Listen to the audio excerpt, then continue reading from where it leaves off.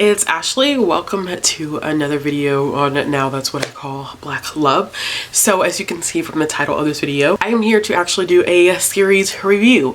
So as you all know, in between Deidra and myself doing the live shows on the 13th of every month based on different topics, we are also going to be doing videos once a week.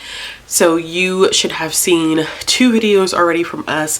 The first video would have come from me talking about my top 10 Black romance indie books of 2020, and the second video would have come from Deidra, where she talks a little bit about her Black romance book recommendations and stuff that she plans on reading, as well as a little bit about her own Black romance reading journey. So today I'm actually here to do a non-spoiler review of Alexandria House's series, the McClain Brothers. I actually just finished up the last book in that series, which is book 4.5, which is a kind of shorter, it was a little bit longer than a novella, but it was a shorter addition to the book that focused on the sister Kat. So I'm not going to talk about that. I'll get to that book. But if you did not know, all of these books are available on Kindle Unlimited if you do have Kindle Unlimited.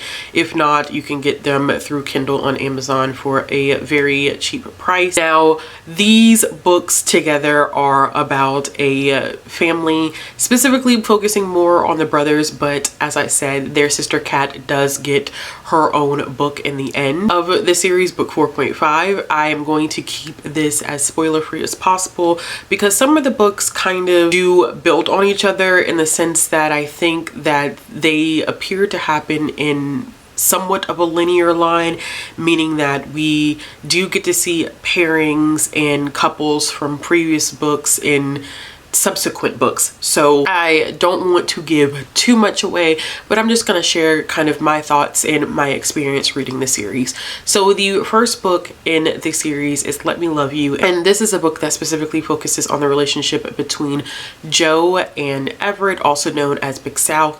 Big South is this huge name in the music industry. Joe is a single mother who is just trying to navigate life as a single parent, and she's working for this jewelry designer at the time that she meets Everett. Everett comes in to have a piece commissioned specifically for his 14-year-old daughter, and the two of them meet, and it was like an instantaneous attraction type of thing. I really love this book. This was one of my favorites of 2020, and I'll explain the book that actually ended up taking the place of this book. But I love this one because I think that the two main characters, Everett and Joe, our hero and heroine, had such a mutual respect for each other that I really admired, especially because Joe was not as familiar with the music industry and the stuff that came with being part of the music industry as much as Big South / Everett was. And I really respected the fact that he took his time in getting her acclimated. He definitely was patient with her, and he stood by her through a lot of really sticky situations, which I really appreciated because it got kind of chaotic there for a second. But they love each other, and it was just so nice to see them grow across the pages, and also seeing Joe get very familiar with Everett's family, because she doesn't have that familial element that he has. It's more of a found family situation for her because of things that have happened in the past, which I won't delve into because of spoilers.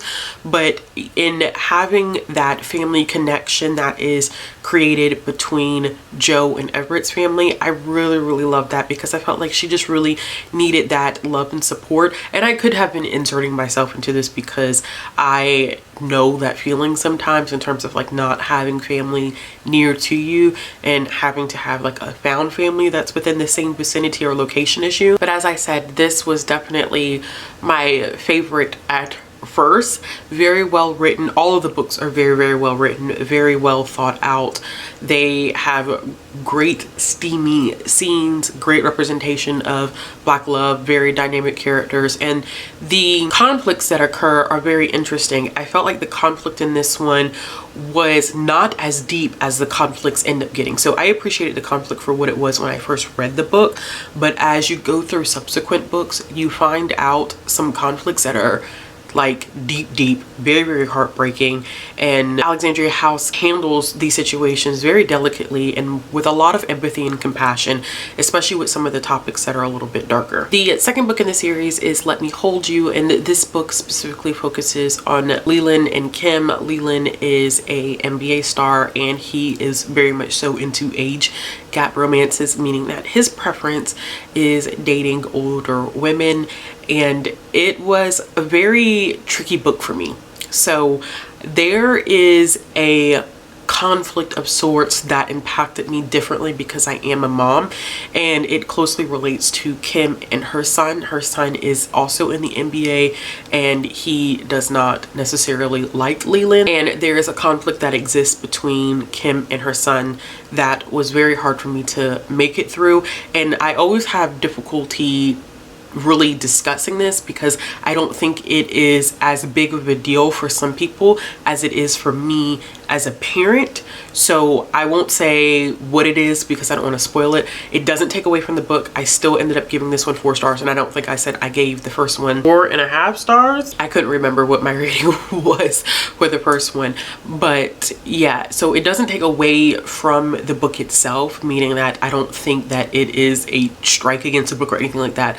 I think for me as a parent and reading about that conflict, it was just really tough on me, which is why I say that as you progress through these books, the conflicts become a little bit more intense. Some issues that the characters are dealing with are a little bit more hard-hitting, and I really appreciated that. And it created like a wide variety, I'm not saying that I want to see characters suffer, but it gave a wide variety of conflict and conflict resolution, which I think could be kind of hard when you start doing long series and you have, like, especially family sagas, you want to make sure that each book is able to kind of stand on its own 2 feet and you're not repeating conflict, so that your reader is not going through a situation in which things start to feel repetitive. I think Alexandria House did a very good job of that, where each conflict really did feel extremely distinct, where there was no way that it felt like, oh gosh, I feel like I was just reading this conflict. It feels super formulaic. In this situation, it did not feel formulaic at all. I think that she did it very well. I think that she handled the specific conflict in the second book with Leland and Kim's son very well. It just, for me, was difficult as a parent to process at some points. But this one definitely is an interesting relationship because of Leland's preference for older women. So if you're into age gap romances, this is a good example of an age gap romance. They actually meet while Kim is working at this community center, and it's hot. It is steamy. It is super hot, and I felt for Kim in a lot of ways. Her character growth was really important in this book because she had been through so many abusive relationships prior to meeting Leland, so she was very hesitant about stepping into anything with anybody, and I could understand why she had at some point some difficulties processing the fact that Leland genuinely wanted to be with her, because also for me that was kind of difficult seeing her emotional journey on page, because I understand that, very empathetic to that.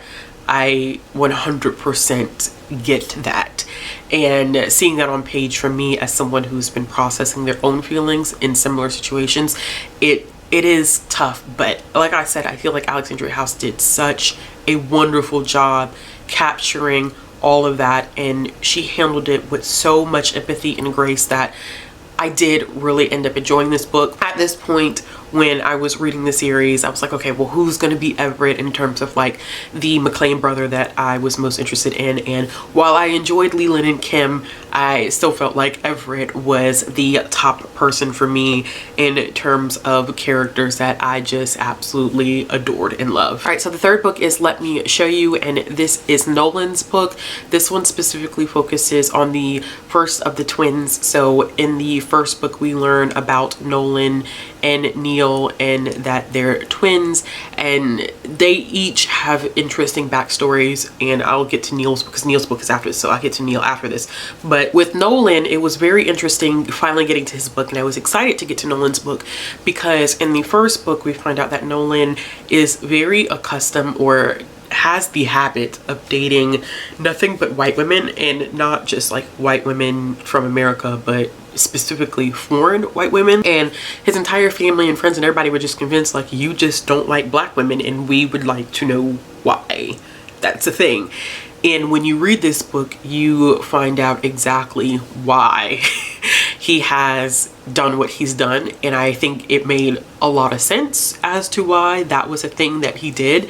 And I also think that it was a great way to see Nolan as a person. And I think sometimes even as a reader, you are exposed to certain characters and you build these judgments. So when you finally get to meet the character face to face, it feels like their walls are coming down and you're really getting to know them at their core, which I know sounds weird probably talking about it from a reader perspective, but I feel like sometimes that's an author's intention, is for us to really get to know a character at their core, even if they were initially only presented at the surface level, and then we end up having these preconceived notions of them. And that definitely was the situation with both Nolan and Neil. But with Nolan, it was like, as a black woman reading it, I'm like, ah, what am I gonna hear about black women and why he doesn't date black women? And it actually was a lot better than what I was anticipating. I think that this one is a lot darker than the other books. And I still feel like this one is probably the darkest out of the bunch, because we're dealing with a lot of traumatic situations related to Bridget. So you meet Bridget, who's the heroine in this book. You meet Bridget in the first book because she's really close friends with Joe. And everything with Bridget was like so like happy-go-lucky. I did not expect it to be as dark as it was, but I can understand that some people use like being outgoing and being the clown and being goofy and having fun as their shield to what they've actually been through and what they've dealt with. And Bridget has dealt with a lot, so I would be mindful of some content warnings walking into this one. It's still an excellent book, but I think thematically it is a little bit darker than the previous ones.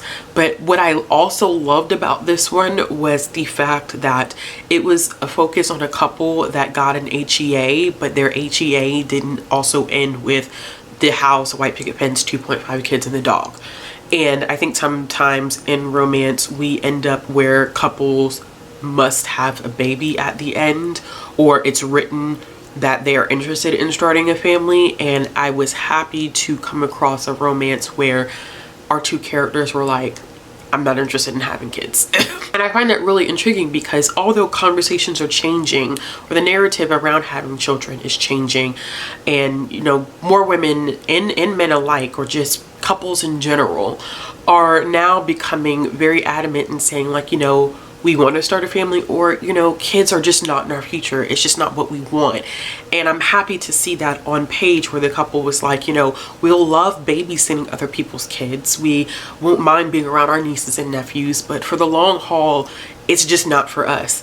And I'm glad that she did that, because I think that was another aspect that made these books so different from each other. Everybody's HEA across the series did not look the same. And I'm happy that they didn't look the same, because once again, it added to that essence of creativity and going through a series where I didn't feel like I was reading a formula of books, where I didn't feel like everything was structured to be the same, and basically the only thing that was changing was the name of the characters. It definitely was not like that. So the last one is the book that focuses on Neil, and it is Let Me Free You. And this, for me, I didn't even say what I rated the previous book, so I gave the last book 4 stars as well. Yes, 4 stars. And this one got 5 stars. So this one actually outdid Let Me Hold You, and Neil became my favorite love interest over Everett, which I was very surprised about. So Let Me Free You is between Neil and Sage. Those are our hero and our heroine, and Sage is also a friend of Bridget and Joe that we get to meet in the first book. And Sage is on the verge of getting deported, so they end up convincing her and Neil to get married. So it is a marriage of convenience, and they they go together so well. They go to, I just remember listening to this as I was going through the grocery store, and their first encounter with each other, and I was like, well, this is going to be great. And I like Sage, don't get me wrong, I love Sage as a character, but oh my goodness, I was so hyper focused on Neil, because if I was to ever in my life marry like a black man, I think Neil is like the epitome of like what I would want. He was just very attentive and caring, and he was very in tune with the black community and what he could do to help the black community progress. He was very respectful of the black woman. Like, I think sometimes like you have to know what it's like to be a black woman to appreciate when something like this is published, where black women are revered and respected and looked at as complete, whole, wonderful beings, because a lot of times we're not seen in that way. I always go back and reference Malcolm X's quote whenever I talk about this, because I think it's super important to understand what it's like to be at that intersection of being black and being a woman, and a lot of people don't get that unless you are a black woman. So to see him have such respect and admiration for black women was just like, I was like, this is it. This is what I just want you all to understand. I just need you to understand this, because this is what it's supposed to be about. And they had a soul connection. They had soul ties. It was great to see the other characters have their connections and get to know each other, but I felt their connection on a spiritual level. If I as a reader can read about two characters and think that in my soul, like I feel like they're soulmates, not just, oh, we're getting an HEA, these two characters are great, they belong together, but no, like I'm reading them like these two were made for each other. Their souls are supposed to be tied to one another. If you as a writer can do that for me, you have blown me away, which is why this book got 5 stars from me, and it definitely is going to easily be one of my favorite romances of 2021. It was just so, I wish I could just explain it better than probably what I'm explaining it, but it was like the perfect book.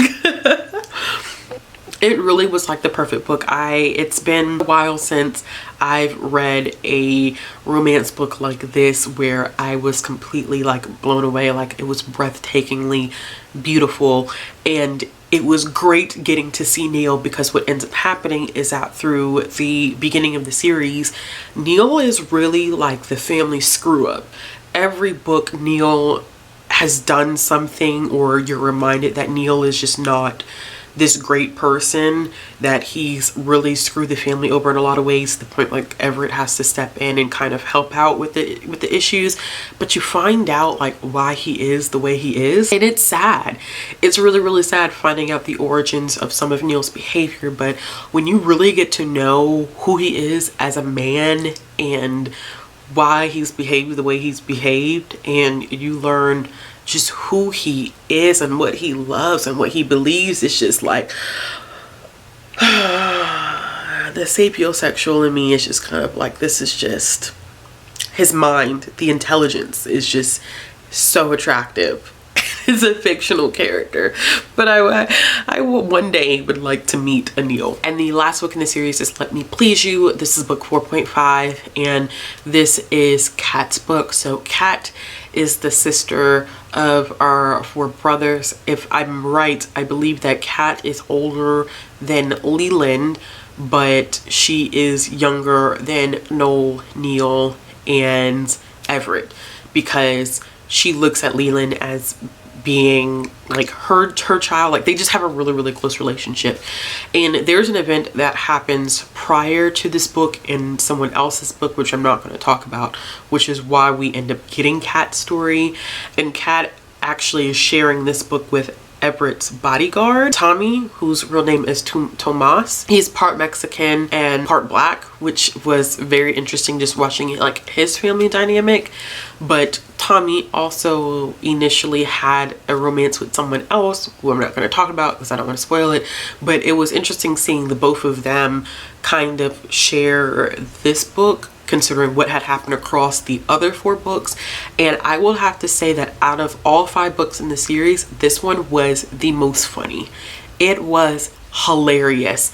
Kat has a sense of humor that is out of this world.